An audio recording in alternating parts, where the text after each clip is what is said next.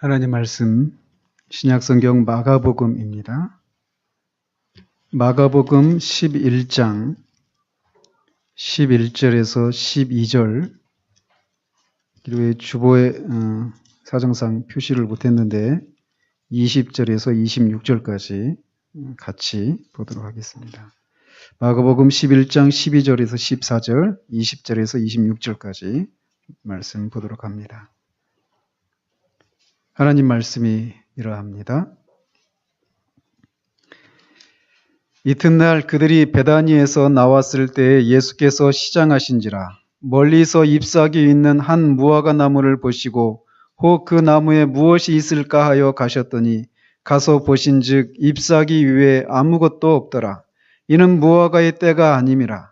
예수께서 나무에게 말씀하여 이르시되 이제부터 영원토록 사람이 내게서 열매를 따먹지 못하리라 하시니 제자들이 이를 듣더라. 그들이 아침에 지나갈 때에 무화과 나무가 뿌리째 마른 것을 보고 베드로가 생각이 나서 여짜오되 랍비여 보소서 저주하신 무화과 나무가 말랐나이다. 예수께서 그들에게 대답하여 이르시되 하나님을 믿으라. 내가 진실로 너에게 이르노니 누구든지 이 산더러 들리어 바다에 던져지라 하며 그 말하는 것이 이루어질 줄 믿고 마음에 의심하지 아니하면 그대로 되리라. 그러므로 내가 너희에게 말하노니 무엇이든지 기도하고 구하는 것은 받은 줄로 믿으라. 그리하면 너희에게 그대로 되리라. 서서 기도할 때 아무에게나 혐의가 있거든 용서하라.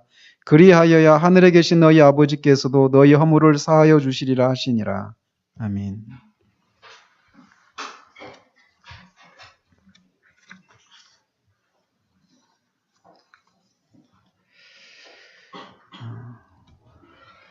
오늘은 예수님께서 십자가에서 고난을 당하시기 위해 예루살렘에 입성하신 날을 기념하는 종려주일입니다.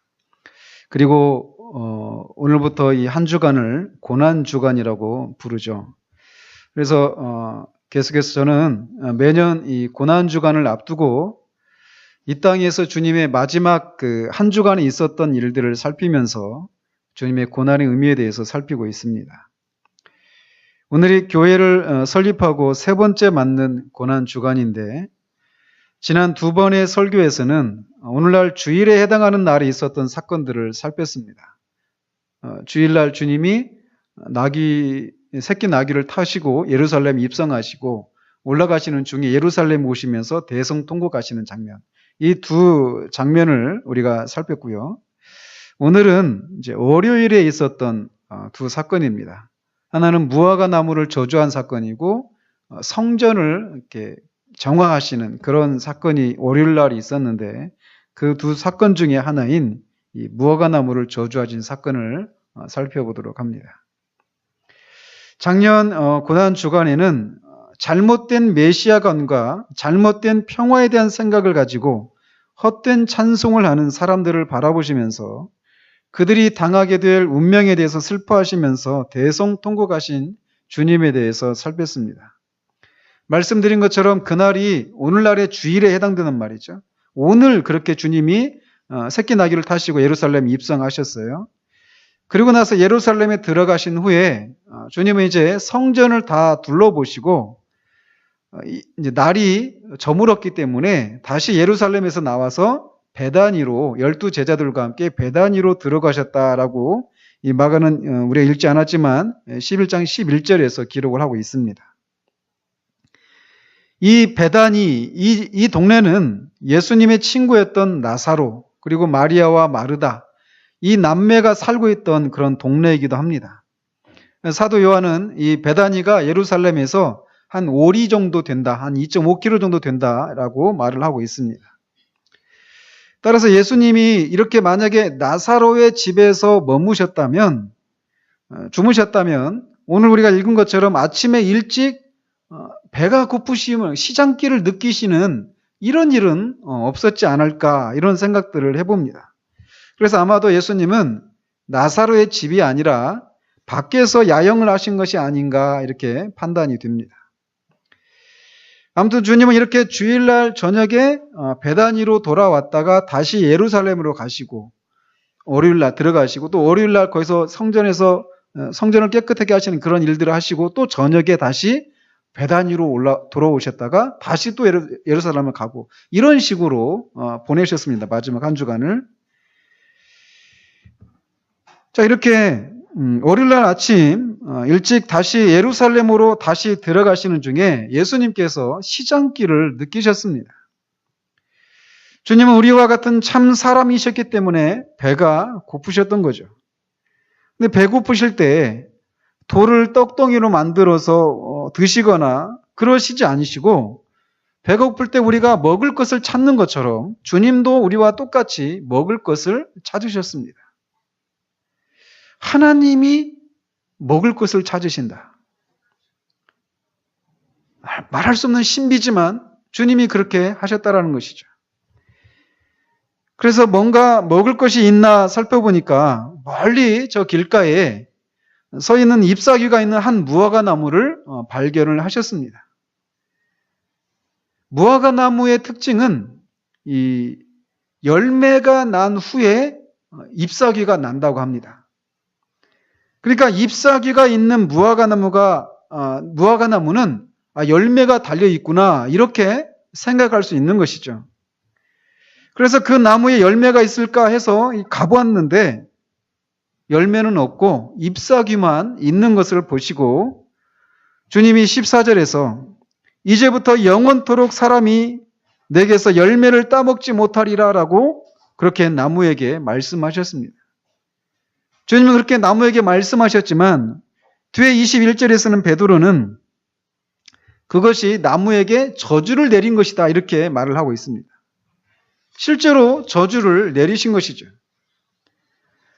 즉 예수님은 열매가 있을 것을 기대했던 이 무화과 나무에 열매가 없자 그 나무를 저주하셨고 20절에 읽는 대로 그 나무는 다음 날 그러니까 화요일이죠.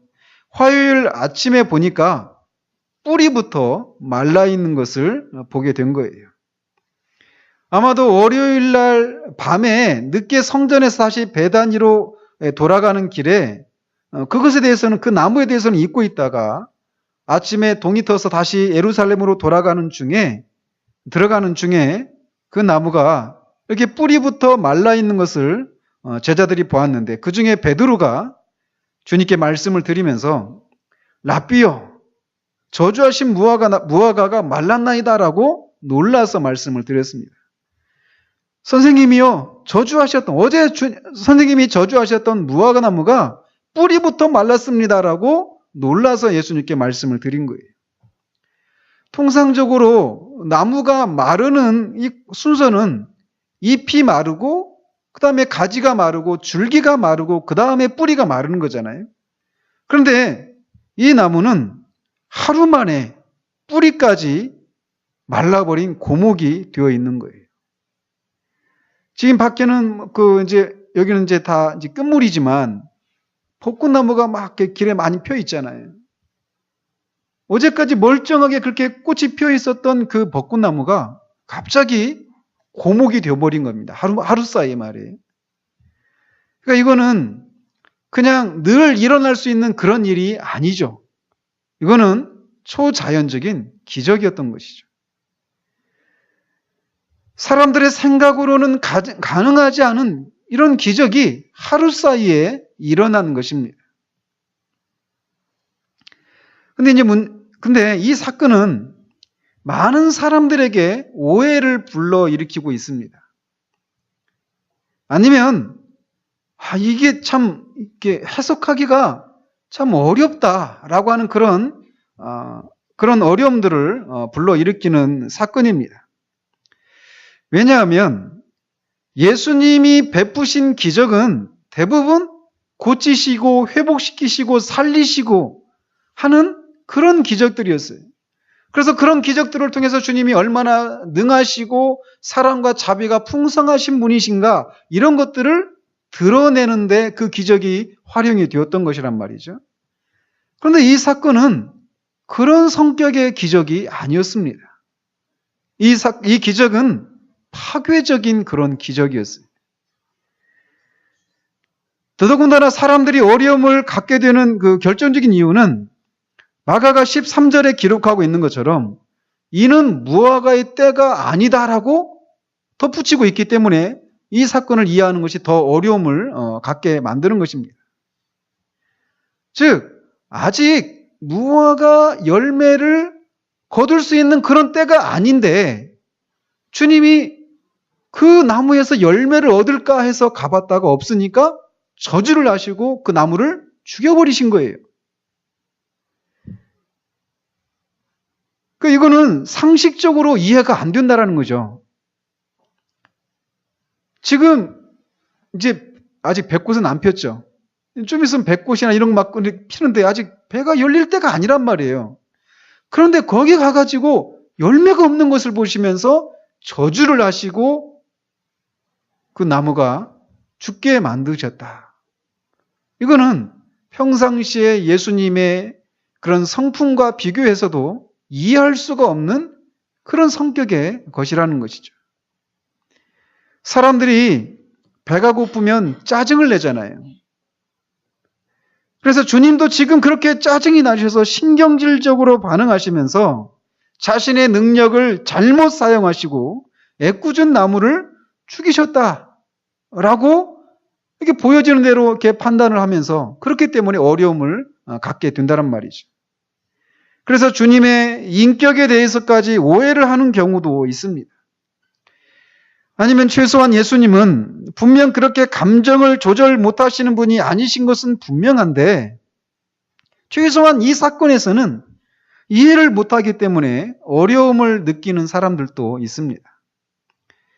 그래서 윌리엄 바클레이라고 하는 분은 이 사건은 실제로 일어난 사건이 아니다라고까지 말을 합니다. 그냥 상징적인 그런 어떤 예와 같은 비유 같은 그런 것이 실제로 일어난 사건이 아니다 이렇게까지 말하는 분도 계시는데 사실 그렇지 않습니다.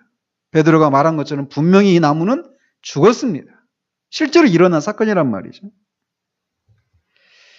근데 이제 사람들이 이런 어려움을 호소하는 이유는 무화과 나무가 이 팔레스타인 지역에 있는 무화과 나무가 어떤 과정을 통해서 열매를 맺는지 즉 무화과 나무의 특징을 알고 나면 쉽게 풀리게 됩니다. 팔레스타인 지역에서 나는 무화과 나무는 보통 수확을 2번 한다고 합니다. 열매를 말이에요. 첫 번째 수확은 5월에서 6월 사이에 이루어진다고 합니다. 근데 이 열매는 어떤 열매냐면 작년에 생겼던 가지 끝에서 3월이나 4월 정도 되면 열매가 나온다고 합니다. 그래서 그 열매를 푸른 나무, 푸른 열매, 이른 열매, 어린 열매 이렇게 부르기도 한다고 그래요. 근데 이렇게 푸른색의 열매이지만 그것을 못 먹을 정도의 막 시긴 하지만 못 먹는 정도는 아니라고 합니다. 그래서 농부들은 이 열매를 따서 먹기도 하고 또 시장에 내다 팔기도 한다고 그래요. 그래서 이 작년에 나왔던 가지 끝에서 나온 열매가 3월에서 4월 사이에 나오는데 이것이 이제 5월에서 6월 사이에 완전히 익어서 그때 이제 수확을 한다라는 거예요. 이게 첫 번째 열매입니다. 그래서 이 무화과를 이사야서 28장 4절에서 처음 익은 무화과 이렇게 말을 하는데 거기서 말하는 것이 바로 이런 거예요. 작년에 나왔던 가지에서 나온 그 열매. 이거를 처음 익은 무화과 이렇게 부른단 말이죠. 그리고 두 번째 수확은 8월에서 늦게는 10월까지 이루어진다고 합니다. 그래서 이 열매는 방금 말씀드린 작년에 나온 가지에서 맺는 열매가 아니라 올 봄에 새로 난 가지에서 나온 열매가 8월에서 9월 사이에, 10월 사이에서 익고 그 사이에 이제 수확을 한다고 그럽니다. 그래서 이 무화과를 가을 무화과라고 말하는데 통상적으로 무화과 열매라고 말하면 이 열매를 가을에 나는 열매를 가리켜서 가을 무화과 열매라고 말을 한다고 그래요. 근데 지금 주님이 예루살렘으로 올라가신 시기가 6월절을 앞둔 시기입니다. 그러니까 오늘이에요, 오늘. 지금 우리가 고난주간이 올해는 4월 13일이지만 작년 같은 경우는 3월이었습니다. 기억이 안 나시죠? 이 작년 같은 경우는 3월이었단 말이에요. 그러니까 주님이 예루살렘으로 올라가신 시기는 3월에서 4월 사이가 되는 거예요. 그러니까 시기적으로 그 나무가 열매가 맺혀질 수 없는 그런 때가 아니라는 거예요. 시기적으로 충분히 열매를 맺을 수 있는 그런 때란 말이죠. 그 작년에 나왔던 가지에서 나오는 그 열매 말이에요. 아직 익지는 않았지만. 그리고 아까도 말씀드린 것처럼 무화과 나무는 열매가 나온 다음에 잎사귀가 나온대요. 그러니까 이 나무는 시기적으로도 열매를 맺을 수 있는 시기이기도 하고 또 잎사귀가 있었다라는 얘기는 열매가 있다라고 하는 것을 충분히 기대할 수 있는 그런 상황이었던 것이죠. 그러니까 애꿎은 열매를 맺을 수 없는 그런 때에 애꿎게 이 나무가 저주를 받아서 죽었다 이렇게 생각할 필요는 없다라는 거예요. 다만 마가가 아직 무화과 때가 아니다라고 말한 것은 본격적인 수확기가 아니다 이렇게 이해하면 충분히 이해가 되는 그런 상황이죠.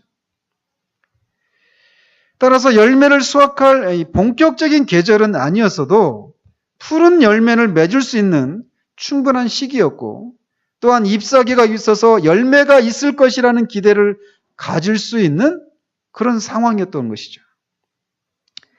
그러나 그렇다고 하더라도 마치 이 나무가 인격체인 것처럼 나무를 저주해서 뿌리채 말라서 죽게 하셨다라고 하는 것은 이것은 또 쉽게 또 우리가 받아들이기가 어렵습니다. 아무리 그런 소망에 부응하지 못하고 실망하게 만들었기로서니 이렇게 하는 것은 너무 지나친 것 아닌가 이런 생각을 할 수 있단 말이죠. 그러나 이 사건을 통해서 주님께서 교훈하시는 것이 무엇인지를 깨닫게 되면 우리는 이 생각도 합당하지 않은 생각이다라고 하는 것을 알 수 있습니다. 주님은 이 기적을 통해서 제자들을 교훈하시기 위해서 실물 교육을 하고 계셨던 것입니다.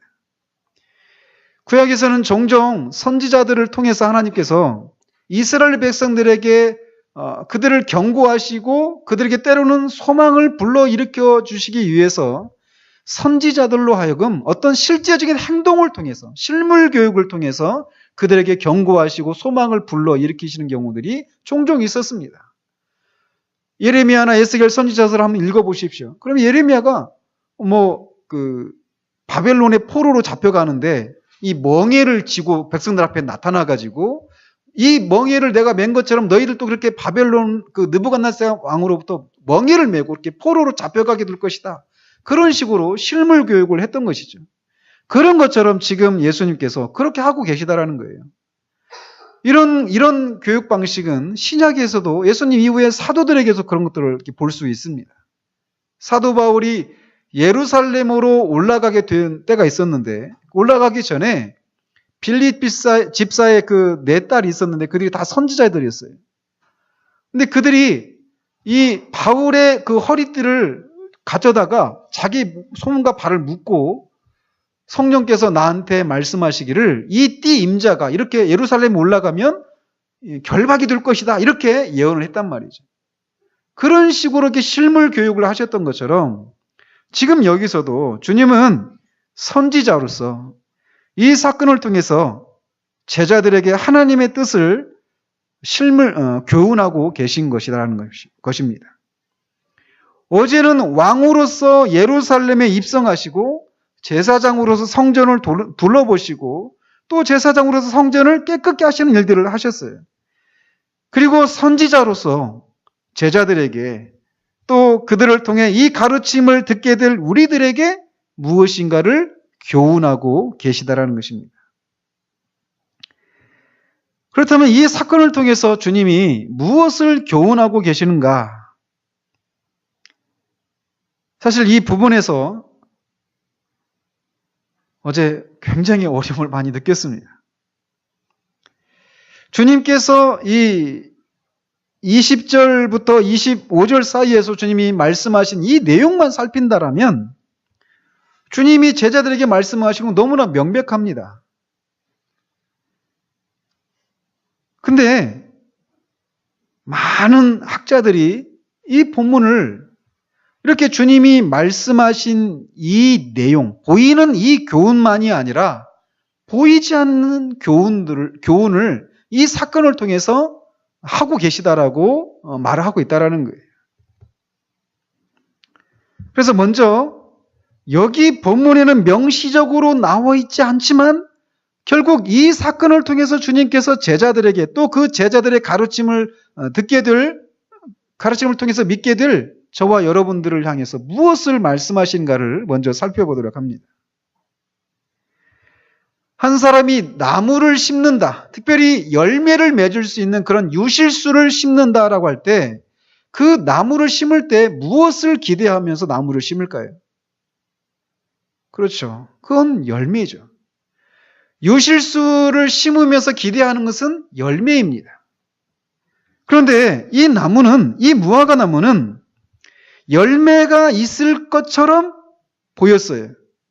그렇지만 열매가 없이 잎사귀만 있어서 열매를 가질 것에 대한 희망이 아니라 실망을 안겨주었던 것이죠. 그래서 이것은 결국 많은 약속을 하지만 이것도 하겠다, 저것도 하겠다, 이렇게 하겠습니다, 저렇게 하겠습니다, 이렇게 약속을 하지만 결국 지키지 않는 것을 상징하는 그런 나무라는 것이죠. 또 많은 신앙 고백을 하지만 신앙 고백하는 그 모든 내용들을 아무것도 지키지 않는 이런 것을 상징하는 나무라는 거예요. 그런 나무가 결국 저주를 받아서 말라버린 것처럼 실행이 없는 신앙 고백을 하는 사람들이 결국은 이렇게 심판을 받게 될 것이다라고 하는 것을 주님은 이 하루 사이에 고목을 만드시는 이 사건을 통해서 교훈하고 계시다라는 것입니다. 이렇게 신앙 고백이 있지만 결국은 그 신앙 고백을 실천하는 그런 삶이 없는 것 때문에 심판을 받게 되는 것을 교훈하고 계시는데 그 1차적인 대상은 누구냐면 바로 유대인들이었습니다. 이스라엘 백성들은 다른 이방인들보다 열매를 맺을 수 있는 더 좋은 위치에 있었던 사람들이었습니다. 하나님이 기뻐하실 만한 많은 열매를 맺을 수 있는 비옥한 땅에 그들이 심겨졌단 말이죠. 그래서 사도 바울은 로마서에서 이스라엘 백성들에 대해서 이렇게 말을 합니다. 그들은 이스라엘 사람이라 그들에게는 양자됨과 영광과 언약들과 율법을 세우신 것과 예배와 약속들이 있고 이 이스라엘 백성들이 가지고 있는 그런 특권이 이렇게 많이 있었다라고 말을 하고 있다는 말이죠.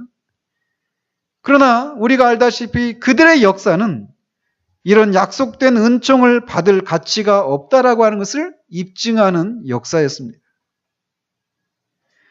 그들에게는 많은 선지자들이 있어서 하나님이 기뻐하실 만한 열매들을 맺을 수 있도록 그들의 마음밭을 경작하고 씨를 근실히 뿌렸지만 주님이 말씀하신 것처럼 그들은 오히려 선지자들을 죽이고 그렇게 핍박을 했던 것입니다. 그러면서도 그들은 계명과 규례들을 큰 소리로 고백하고 오래 사람들에게 보이는 장소에서 오랫동안 기도하고 어떤 계명을 지키는 일에 있어서는 말씀에서 명령하고 있는 것보다 더 많은 열심을 내기도 했습니다. 그들은 박하와 근처의 11주까지 했고 일주일에 이틀씩이나 금식을 하기도 했습니다. 그래서 그들의 신앙의 잎은 참으로 무성했던 것이죠. 그러나 율법에 더 중요한 것인 인과 신은 버렸다라고 하는 것이 주님의 판단이었습니다. 하나님은 그들에게 정의와 공의를 바라셨지만 도리어 포악과 부르짖음밖에는 그들의 삶 속에서 보여지는 것이 없었던 것입니다. 그들은 믿음의 조상 아브라함이 자신들의 조상인 것을 자랑했지만 아브라함이 맺었던 그런 믿음의 열매는 맺지 못했던 것이라는 거죠. 그들은 율법을 수여한 모세를 자랑했지만 모세가 자기보다 더 큰 선지자가 올 것이고 그의 말을 들어야 한다라고 말했던 바로 그 선지자이신 예수님이 오셨지만 그 선지자의 말에 귀를 기울이지 않았습니다. 그들은 메시아를 기다린다고 말했지만 메시아를 영접하지 않았습니다. 그들이 생각한 대로의 메시아가 아닌 것을 인해서 어제 입성할 때 그렇게 호산나 다윗의 자손으로 오시는 이시여라고 하시면서 그렇게 막 찬양을 했던 그 사람들이 불과 4일 만에 예수님을 십자가에 못 박았던 것입니다. 구약과 신약의 이스라엘 백성들의 역사를 한마디로 요약을 한다면 잎은 무성했지만 그래서 많은 열매를 거둘 것으로 기대했지만 열매가 없는 역사였다라고 요약할 수 있다는 것입니다. 주님은 산상수훈에서 아름다운 열매를 맺지 아니하는 나무마다 찍혀 불에 던져지느니라라고 가르치셨습니다. 또 요한복음 15장에서도 물은 내게 붙어있어 열매를 맺지 아니하는 가지는 아버지께서 그것을 제거해 버리시고라고 말씀하시기도 하시고 사람이 내 안에 거하지 아니하면 가지처럼 밖에 버려져 마르나니 사람들이 그것을 모아다가 불에 던져 사르느니라라고 말씀하셨습니다. 즉 열매를 맺지 않는 나무는 찍혀 불에 던져진다라는 거예요. 그러나 이스라엘 백성들은 자신들이 아브라함의 후손이고 하나님의 율법을 소유했고 많이 기도하고 있고 말씀에서 요구하는 것 이상으로 계명을 지키고 있기 때문에 자신들은 하나님 나라에 속한 사람들이라는 생각을 아주 강하게 가지고 있었다는 것이죠. 그러나 그들은 하나님이 원하시는 열매를 맺지 못했다라고 하는 것이 하나님과 그리스도의 판단이었습니다. 하나님 나라에 속하는 사람은 열매를 맺은 사람들에게만 허락된다라고 주님은 말씀하시고 계신 것입니다. 그러나 이스라엘은 열매를 맺지 못했습니다. 그래서 그들은 버림을 받게 될 것이라고 주님은 이 무화과 나무가 말라버리는 기적을 통해서 실물 교육을 하고 계신 것입니다. 주님은 누가복음 13장 16절에서 19절에서도 열매 맺지 못하는 무화과 나무의 비유를 통해서도 이미 이런 것에 대해서 경고하신 바가 있습니다.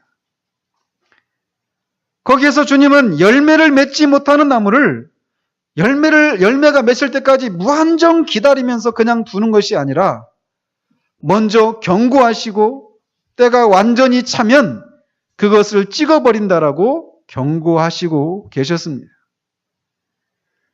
이것을 통해서 주님은 이스라엘이 지금 위험한 지경까지 왔음을 경고하고 계신 것입니다. 주님은 이제 이스라엘이 멸망하게 될 것을 하나님의 계획 가운데 이미 확실한 사실로 확정된 것을 이런 기적을 통해서 경고하고 계신 것이에요. 그래서 우리가 작년에 살펴본 대로 주님은 예루살렘에 입성하시면서 장차 그들에게 임할 심판을 하시고 대성통곡을 하신 것입니다. 그러니까 오늘 이 무화과 나무가 말라버리는 이 사건도 예루살렘에게 장차 임할 그 심판을 보시면서 대성통곡하신 것의 연장선상에 있다라는 것입니다. 이렇게 주님은 1차적으로 하나님이 기뻐하시는 열매를 맺지 못한 이스라엘이 심판을 받아 버림을 받을 것을 교훈하셨습니다.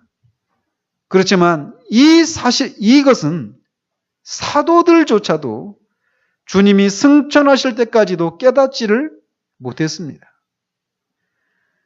주님이 승천하실 때까지 이 사도들은 이스라엘의 회복이 언제 이루어질 것입니까? 라고 주님한테 물었어요.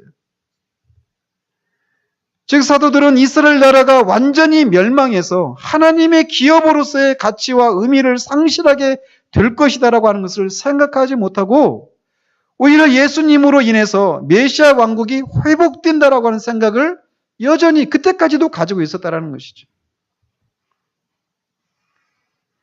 그러나 주님은 이 기적을 통해서 여호와께서 오래 참으시며 열매를 고대하셨지만 결실이 없는 가운데서도 여전히 고치지 않는 이스라엘 향해서 이미 너희에게는 죄가 가득 차서 이 무화과 나무처럼 뿌리로부터 말라버리고 말 것이다.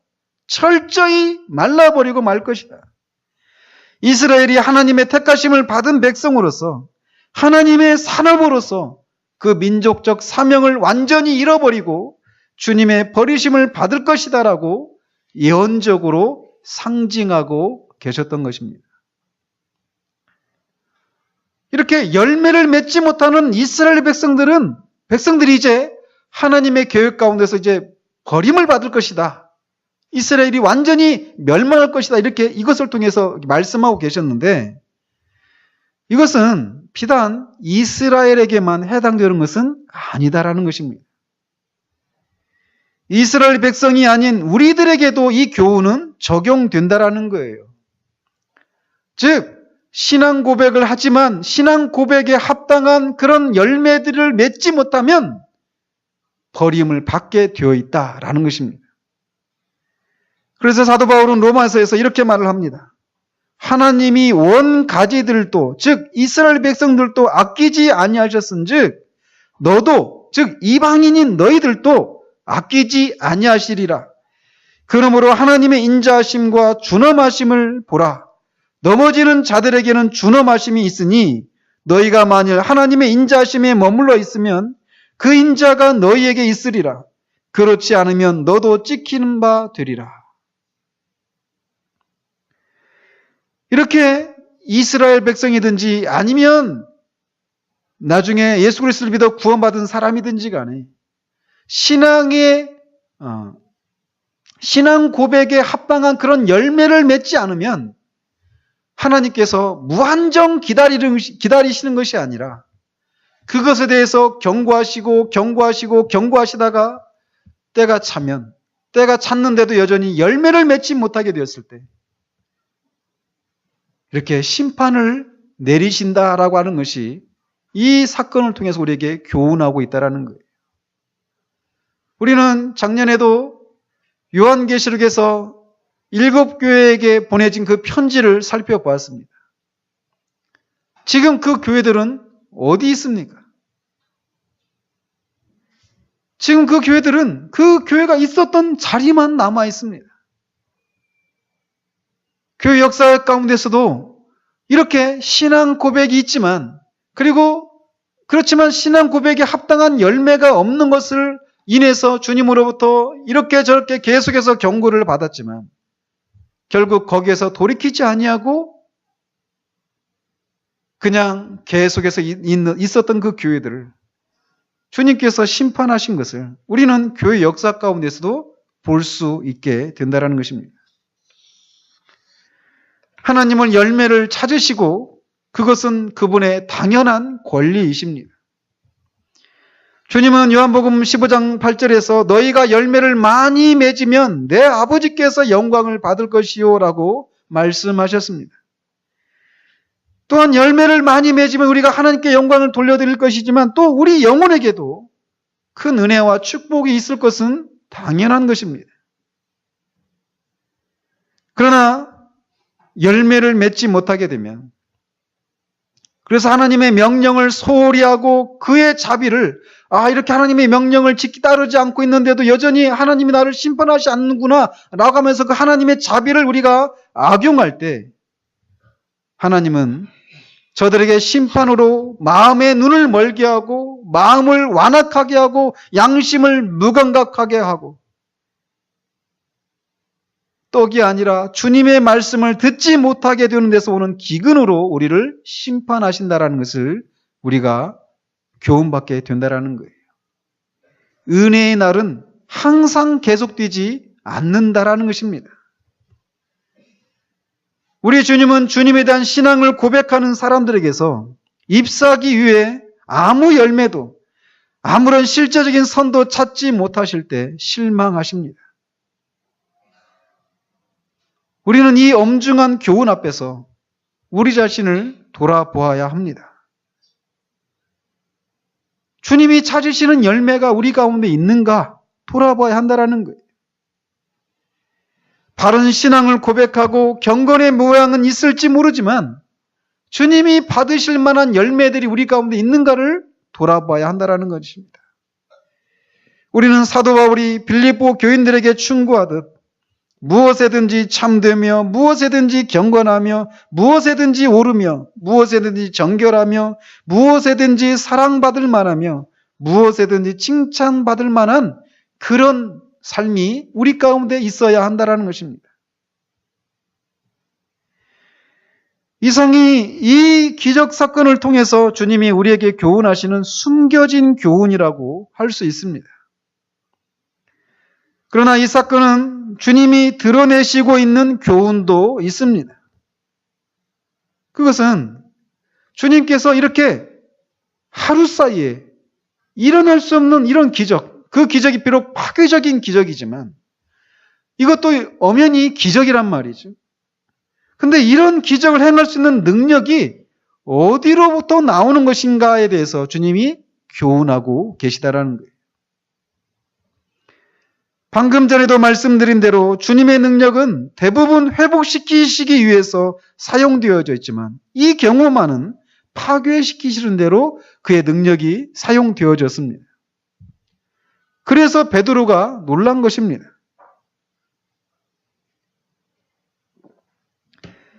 그러면서 베드로가 그 능력의 원천이 무엇인지에 대해서 질문을 하지 않았지만 주님은 제자들에게 대답을 하십니다. 먼저는 하나님을 믿으라라는 거예요. 하나님을 믿는 데에서 능력이 나온다라는 것입니다. 하나님을 믿는다라고 하는 것은 그의 전능하신 능력과 그의 무한하신 선하심을 신뢰하는 것입니다. 그렇게 하나님을 신뢰하고 믿음으로 기도하면 이 능력이 나온다라는 것이에요. 그러시면서 약간의 과장법을 사용하여 비유적으로 말씀하십니다. 23절에 누구든지 이 산더러 들리어 바다에 던져지라 하면 그 말하는 것이 이루어질 줄 믿고 마음에 의심하지 아니하면 그대로 되리라 라고 말씀하십니다. 주님이 말씀하신 이 산은 아마도 제자들께 손가락으로 가리키면서 말씀하셨을 거예요. 그 산은 바로 감남산이었습니다. 그리고 여기서 말하는 바다는 사해바다였을 거예요. 대부분의 학자들이 그렇게 얘기를 합니다. 주님은 이것을 지금 비유적으로 말씀하시는 것인데 이 산이 옮겨져서 바다로 들어가게 된다. 이 얘기는 우리가 직면한 모든 어려움들을 극복할 수 있다. 이런 비유적인 그런 표현이라는 것입니다. 즉 하나님을 신뢰하고 기도하면 우리가 큰 산처럼 여겨지는 어떤 어려움이라 할지라도 모든 그런 공경 가운데서 벗어나게 될 것이다라고 말씀을 하고 계시다라는 거예요.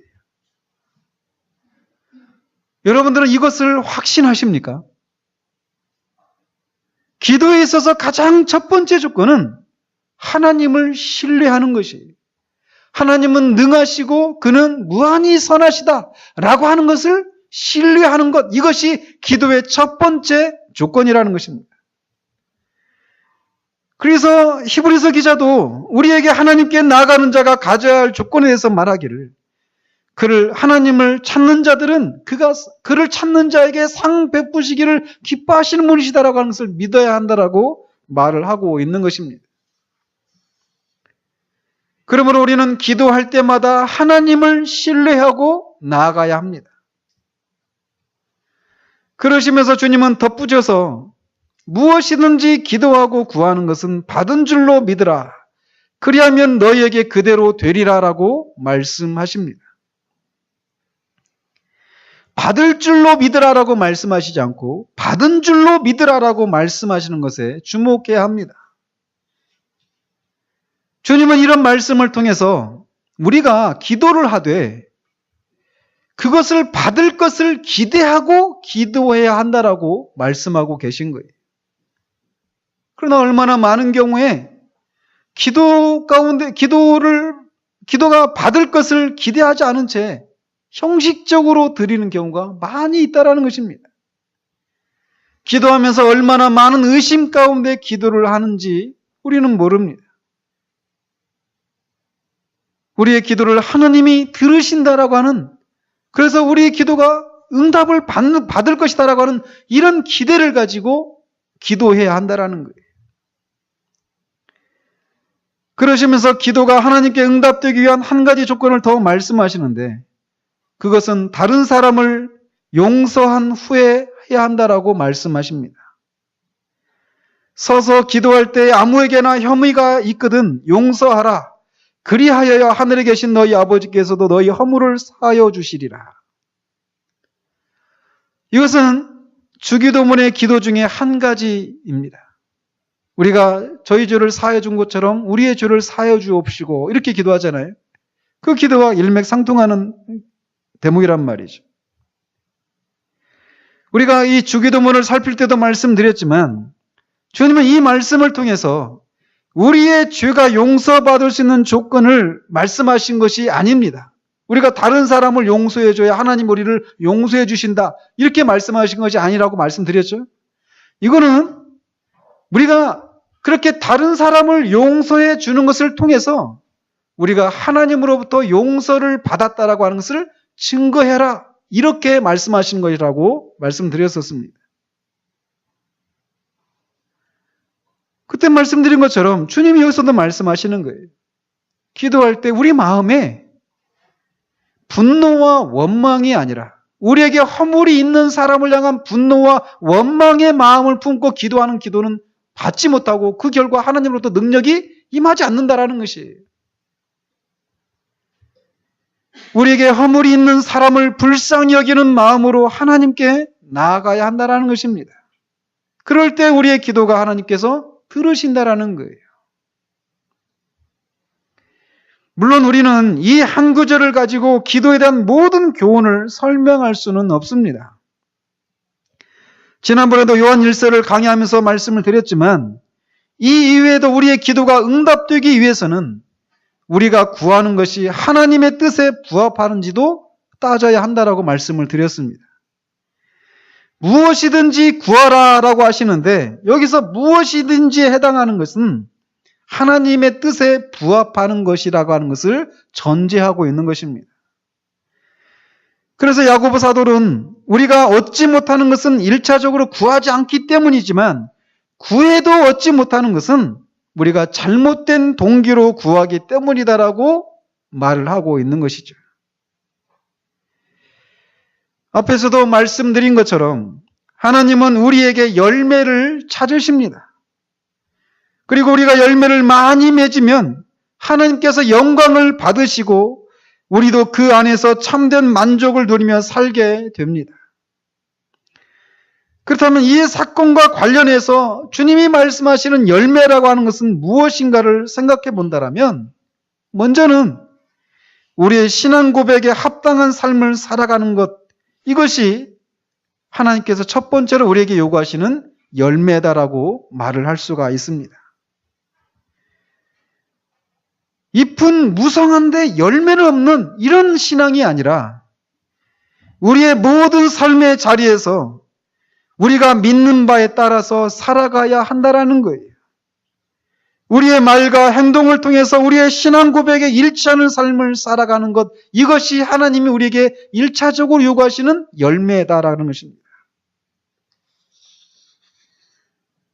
또한 하나님이 우리에게 찾으시는 열매는 우리의 여러 가지 난제들을 통해 하나님께 나아가 기도의 응답을 얻고 그것을 통해서 우리의 삶에 하나님이 간섭하시고 우리를 인도하시고 계심을 드러내는 것이 열매다라고 말을 할 수 있습니다.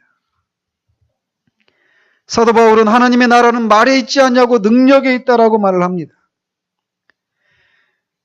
우리는 우리가 믿는 하나님이 전능하시다라고 말을 합니다. 그리고 그분은 살아계시다라고 말을 하고 그분은 선하시고 우리를 돌보시고 계신다라고 우리는 말을 합니다. 그분은 우리의 머리카락까지도 세시는 분이시다라고 말을 합니다. 그래서 우리가 말하고 있는, 우리가 고백하고 있는 이 신앙 고백으로 무화과 나무의 잎사귀를 만든다면 우리가 고백하고 있는 그 신앙 고백으로 충분히 무화과 나무를 잎이 무성한 나무로 장식하기에 충분할 것이에요. 그러나 우리의 삶 속에 실제로 하나님이 그런 분으로 드러나시는 삶을 살지 않는다라면 그것은 잎만 무성한 나무에 불과한 것이라는 것입니다. 그것은 열매가 없는 삶에 불과한 것이라는 거예요.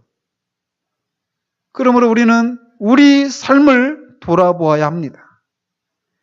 과연 우리는 우리의 삶에 하나님이 개입하신다는 것을 드러내는 그런 영적인 실제가 있는지, 우리가 고백하는 여러 가지 신앙 고백이 진실이고 실제라고 하는 것을 드러내는 삶의 실제가 있는지, 그런 능력이 나타나는지 우리의 삶을 돌아보아야 한다는 것입니다. 이런 열매를 우리는 많이 맺어야 합니다. 이런 열매는 하나님을 신뢰하고 기도함으로 맺을 수 있는 것입니다. 기도 가운데 의심하지 않고 기도가 응답될 것에 대한 기대를 가지고 나아가는 가운데 나타나는 것이라는 거예요. 그렇게 나아가되 마음에 맺힌 것이 없이 사랑의 마음으로, 용서의 마음으로 나아가야 한다는 것입니다.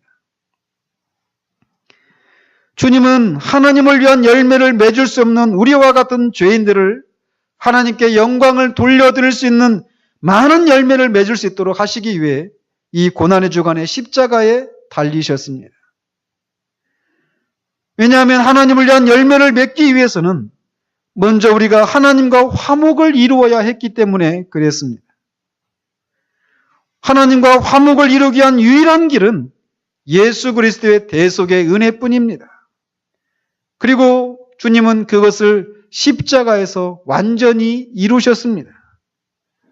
그래서 그리스도의 그 십자가의 보혈의 능력을 믿는 자들은 하나님과 화목을 이루었고 하나님을 위한 열매를 맺을 수 있는 사람이 되었다라는 것입니다. 이 하나님이 기뻐하시는 이 열매를 맺을 수 있는 것은 우리의 본성과 우리의 능력으로 되어지는 것이 아닙니다. 그를 믿는 자들마다 주시는 성령을 힘입어서만 하나님이 기뻐하시는 열매를 맺을 수 있는 것입니다. 주님이 십자가에서 죽으시고 다시 사심으로 그를 믿는 자들의 죄를 용서해 주신 것은 사실입니다. 그러나 우리가 죄를 용서받는 것은 그의 구원의 전부가 아닙니다. 그것은 시작입니다. 우리가 하나님을 위해서 하나님이 기뻐하시는 많은 열매를 맺는 삶을 살도록 하시기 위해서 그가 죽으시고 다시 살아나셨다는 것입니다. 그러므로 이 고난의 주간에 우리를 돌아보는 계기가 되어지기를 바랍니다. 우리의 신앙 고백에 일치된 삶의 열매들이 맺히고 있는지를 돌아보아야 한다는 거예요. 우리의 여러 가지 인생의 난제들 가운데 기도로 나아가 하나님의 능력과 하나님의 간섭하심과 다스리심이라고 하는 영적인 실제와 열매가 있는지 우리가 돌아보아야 한다는 것입니다. 이 열매를 풍성히 맺어서 하나님께 영광을 돌려드리는 그런 우리가 되어지기를 바랍니다. 주님은 그것을 기대하고 계십니다. 이 기대가 무색해지지 않도록 우리의 삶 속에 하나님의 간섭하심이 풍성하게 드러나는 열매, 우리가 고백하는 그 신앙이 진실이라고 하는 것을 우리의 삶의 실천을 통해서 열매를 맺어드림으로 주님의 그 기대가 무색해지지 않는 그런 우리 삶이 되어지기를 우리 주님의 이름으로 축원드립니다.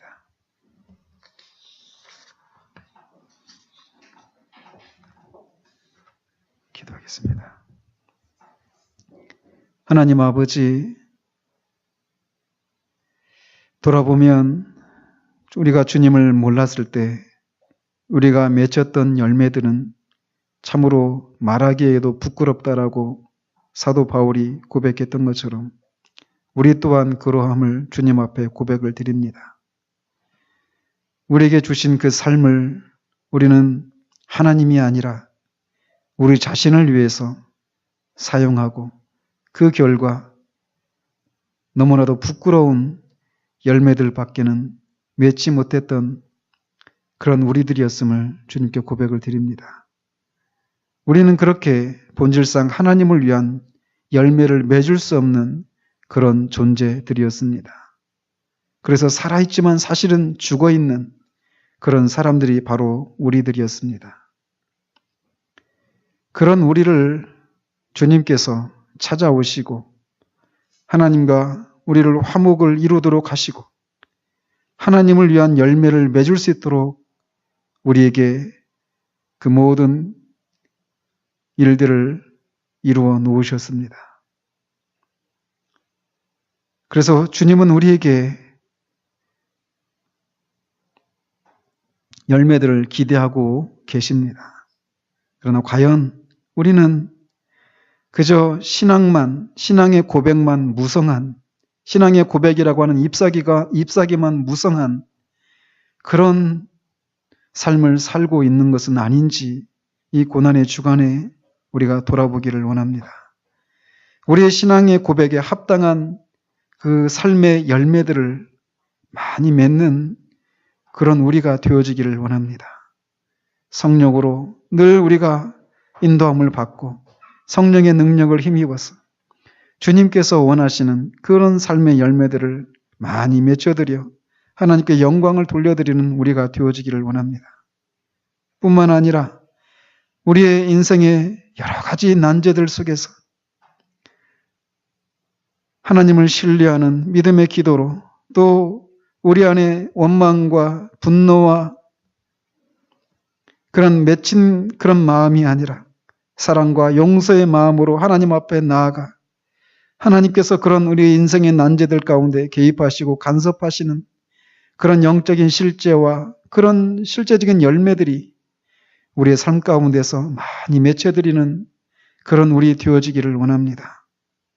우리가 직면하고 있는 이런저런 문제들을 그저 우리가 알고 있는 교리들로 변명하고 정당화시키며 살아가는 것이 아니라 정말 우리를 지켜보는 모든 사람들이 하나님이 저들 가운데 함께 하시는구나 라고 하는 그런 것을 인정할 수밖에 없는 분명한 영적인 실제들이 하나님의 간섭하심과 다스리심이라고 하는 이런 분명한 실제들을 많이 나타내는 그런 삶을 살아가는 그런 우리 되어지기를 원합니다. 그런 우리를 통해서 하나님이 하나님으로 인정되어지는 그런 삶을 살아들여 주님이 가지고 계시는 그 기대가 무색해지지 아니하는 그런 삶을 살아가는 우리 모두 되어지기를 소원합니다. 우리 주 예수 그리스도 이름으로 기도합니다. 아멘.